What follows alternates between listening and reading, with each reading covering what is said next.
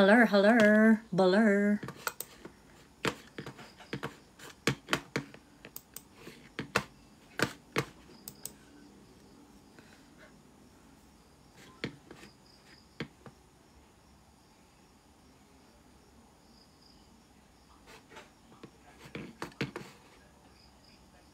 Hello, hello, Romy Ray. Hi, Richard.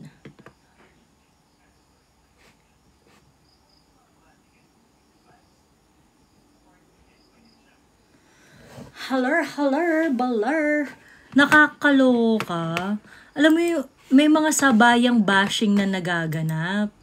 Tapos, binabash na ako ngayon.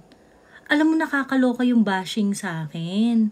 Kasi, ang kasama kong, yung mga picture na pinagtatabi-tabi nila, picture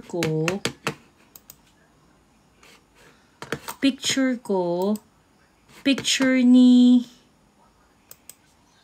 Attorney Trixie,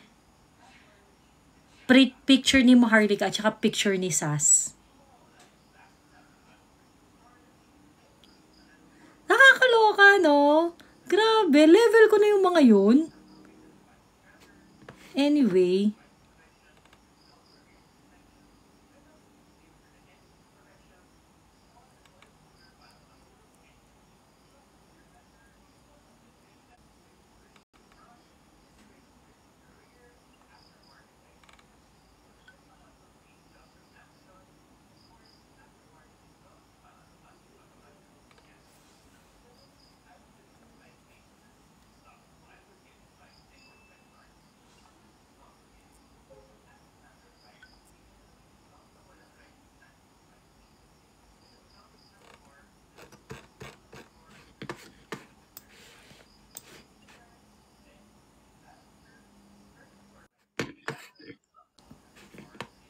nakakaloka, oh. Meron ng sabayang bashing na nagaganap.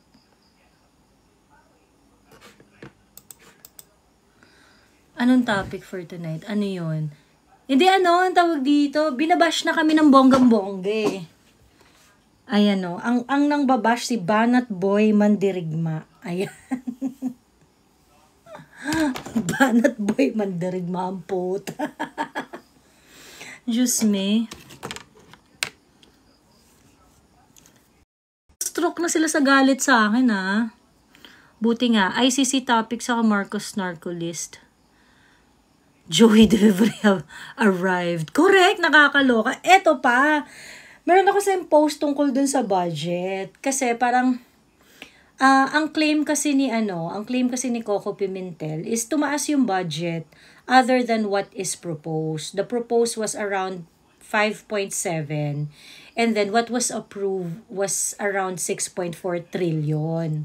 So merong increase na around parang merong mga increase sa budget more than what is proposed. So ngayon parang ang sinasabi ni Coco Pimentel, malabo kasi dahil dapat hindi kayo nag-i-increase ng budget. Pero bakit yung na-approve ng legislature is mas mataas kaysa sa proposed? Yun yung sinasabi ni 500 billion increase doon sa unprogrammed funds. So ngayon sumagot itong si Yusek, Goddess Hope Liberan. O 'di ba? Sabi kasi I have arrived. O 'di ba? Dumating na si Joie de Vivre. O 'di ba? Sana masaya ka, nakuha mo na gusto mo sa katawan ko. Ano ba naman 'yan? Ay, black yan, black. Mga yan yung mga ganyang comment yan yung magpapa-report ng live ko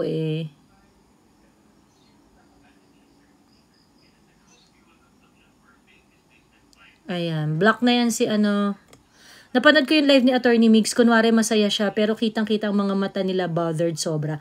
Alam mo, Jared, meron ako narinig na chismis. Yung mga bossing sa House of Representatives na nagmamanage ng kanilang social media, communication ay hindi masaya sa kanilang mga vloggers na inuupahan. Tapos meron pa raw isang bossing doon na parang, asa na ba si TP? Asa na ba si Jam? Ganyan-ganyan. Tapos meron raw nag-comment na si Jam, wala daw silbi. Totoo naman, kasi walang engagement si Jam eh. Walang engagement si Jam. Ayun. Ma'am Joey, wala yan. Hindi nag-veto si BBM. Siya utak niyan lahat. Hawak na nila ang social media. Bakit nakatago yung comment mo? Approve comment, yes. Ayan. Ma'am, ano masasabi niyo mas focus ni BBM ang LGBTQI? Meron, hindi ko ano. Hi, Tito B! Hello, hello! Merry Christmas! Nasa lupa ka, Tito B? So, yun. Anyway, so parang ngayon, nag-comment si Goddess dun sa post ko tungkol dun sa budget. So, ang sabi niya, ang inapprove lang daw ng president. Actually, vague talaga yung comment niya, hindi ko maintindihan.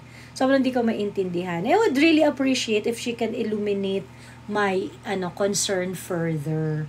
Kasi ang sinasabi nga ni Coco Pimentel, yun nga, na parang 5.7 lang yung pinropose nyo eh. Bakit umabot ng 6 point something yung 6 point something yung budget. It's not supposed to be like that. Ganyan. So, ngayon, ang sabi ni Angara, constitutional naman daw kasi pwede naman daw mag-increase ng budget sa unprogrammed. Ang hindi lang daw pwedeng mag-increase ng budget from the proposed is dun sa programmed and automatic appropriation. Ganon. So, ibig sabihin, tumas talaga from what is proposed, kung ano yung budget. Program and unprogrammed. To be fair, ano naman yon, tama naman dun si attorney, napag-usapan rin natin yun the other night na yung unprogrammed appropriation would actually have certain qualification on how that is going to be, parang activated. Ma'am Joey, front lang pala si MR, pero si Amy talaga manok nila sa 2028. Hindi ko gets yan. Hindi ko maintindihan yan. Bakit ganun yung Bakit ganun yung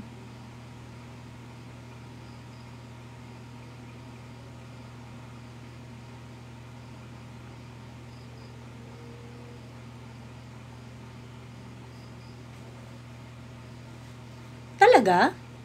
Hindi ko maintindihan yan, yung na yan. Kagabi ko pa naririnig yan pero anong basis? Bakit? Sabi ni Bruja, peke ang Juris Doctor degree mo. Totoo ba? Si Bruja po, ay ba't nyo pa binibigyan ng pansin? Hindi po peke ang Juris Doctor degree ko. Ang Juris Doctor degree po ni Bruja ang peke. Diyos me. Paano magiging peke yung Juris Doctor degree ko? Ito ring mga to ang nagsasabing bagsak ako sa bar. Hindi ka makakapag-bar kung wala kang Juris Doctor. Ano ba yan? Diyos ko. At saka, so totoo hindi ko gets, ba't yung binubuhay si Bruja? Miss Joey, naglalag ka po. So, dapat